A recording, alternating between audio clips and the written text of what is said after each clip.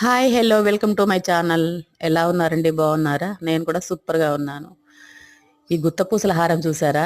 ఎంత బాగుందంటే అసలు వేసుకుంటే ఆ లుక్కే వేరుగా ఉందండి.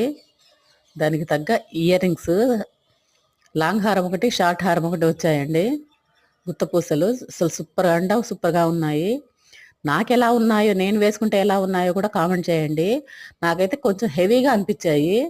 రెండు కాకుండా ఒకటి వేసుకుంటే బాగుంటుందేమో అనిపించింది. రెండు అయితే హెవీగా ఉన్నాయండి.